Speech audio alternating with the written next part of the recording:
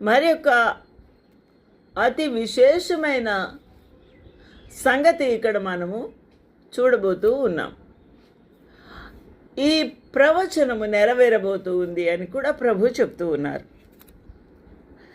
ఈ ప్రవచనము నెరవేరబోవడానికి ప్రభువు ముందే భక్తులకు తెలియచేసి ఉన్నారు.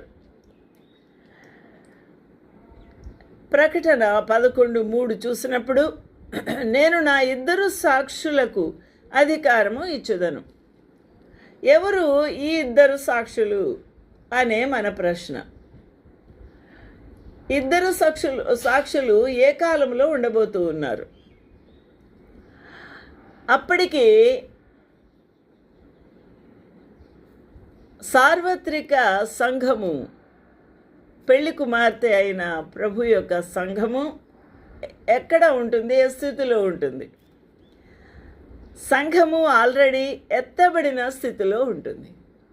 ఇక భూమి మీద పరిశుద్ధులు కానీ దేవుని యొక్క సంఘము కానీ ఉండరు. అయితే 7 ఏళ్ల మహాశ్రమ ఆరంభమైన సమయం అది. వాడు అంత్యక్రీస్తు పరిపాలనలో ఉన్న ఆ 7 ఏళ్లలో వాడు అగ్రిమెంట్ చేసుకుంటాడు, శాంతి ఒప్పందము చేసుకొని ఆ యొక్క డోమ్ ఆఫ్ ది రాక్ ఉండే స్థలములో యెరూషలేము పట్టణం ఉండేది అని అనేక మంది రీసెర్చర్సు, స్కాలర్సు, భక్తులు, మత పెద్దలు చెప్తూ ఉన్న సమయంలో ఈ గొడవ లేకుండా డోమ్ ఆఫ్ ద రాక్ పక్కనే యెరూషలేం మందిరము కట్టుకోండి అనే గొప్ప ఆర్డర్స్నిచ్చి ఈ యొక్క ఎంతో టెన్షన్గా ఉన్న అందరిని కూడా శాంతింప చేయడానికి అంత్యక్రీస్తు రాబోతూ ఉన్నాడు.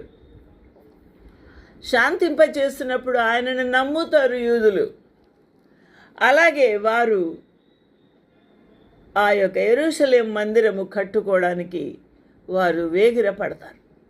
శాంతి ఒప్పందం ప్రకారము డోమ్ ఆఫ్ ద రాక్ పక్కనే కట్టుకున్నా కూడా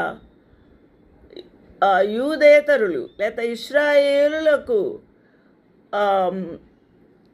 ఆపోజిట్గా ఉన్న అన్యజనులు, అన్య దేశస్థులు ఎవరు కూడా వీరితో కూడా వ్యాజ్యమాడకుండా మధ్యవర్తిగా, శాంతిదూతగా ఈ యొక్క అంత్యక్రీస్తు పరిపాలన చేయబోతూ ఉన్నాడు. అప్పుడు ఈ అంత్యక్రీస్తు శాంతి